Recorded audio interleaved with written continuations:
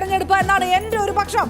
284 vote Aryadan Shoukath. ചെറിയ ഭൂരിപക്ഷമല്ല അപർണ, അത് 284 എന്നത് പോസ്റ്റൽ സർവീസ് വോട്ടുകളാണെങ്കിൽ പോലും അതൊരു ട്രെൻഡിന്റെ ലക്ഷ്യമാണ്. നമുക്കറിയാം പലപ്പോഴും ഭരണവിരുദ്ധ വികാരമടക്കം പ്രതിഫലിക്കുന്ന ഒന്നുകൂടിയാണ് പോസ്റ്റൽ സർവീസ് വോട്ടുകൾ എന്നുകൂടി ചേർത്ത് വെക്കണം. ഇതടക്കം ചേർത്ത് വെക്കുമ്പോൾ എന്താണ് ട്രെൻഡ് എന്നുള്ളത് കാത്തിരുന്നത്. കാരണം 284 എന്നുള്ളത് തുടക്കത്തിൽ വലിയ ആശ്വാസം UDF നൽകുന്ന ഒരു കണക്കാണ്.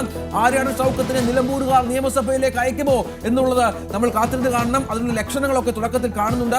എവിടെയാണ് തുടക്കത്തിൽ 5 വോട്ടിന് മാത്രം ഒരു മുന്നേറ്റം സ്വരാജിന്റെ ഭാഗത്തുനിന്നുണ്ടായിരുന്നു. അതിനുശേഷം ഷൗക്കത്ത് വ്യക്തമായ ഭൂരിപക്ഷത്തോടുകൂടി മുന്നോട്ട് നീങ്ങുന്നു എന്നുള്ളതാണ്. ഇടത് മുന്നണി പ്രതീക്ഷിക്കുന്നില്ല. ആദ്യത്തെ 2 പഞ്ചായത്തുകൾ ഇടത് മുന്നണി പ്രതീക്ഷിക്കുന്നില്ല. അത് യുഡിഎഫിന്റെ ഭൂരിപക്ഷത്തിന്റെ കണക്കാണ്. EVM മെഷീന്റെ ചില സൂചനകൾ കൂടി വരുന്നുണ്ട്. തണ്ണിക്കടവ് മേഖലയിൽ ആദ്യം കൗണ്ട് ചെയ്യുന്ന വഴിക്കടവിന്റെ തണ്ണിക്കടവ് മേഖലകളിൽ UDF-നാണ് ലീഡ്. പ്രതീക്ഷിച്ചിരുന്നതാണ്, അവിടെയും അങ്ങനെ തന്നെയാണ് സംഭവിക്കുന്നത്. 323 വോട്ടുകൾ ഷൗക്കത്ത് കുതിക്കുന്നു.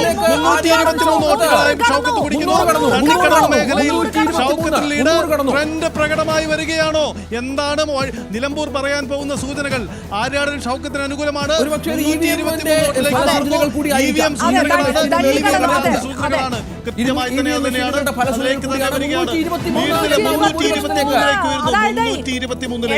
രഞ്ജിത്തെ 8:30 അത് 3000 അടുത്തെത്തുമോ എന്നുള്ള ഒരു കണക്ക്. 334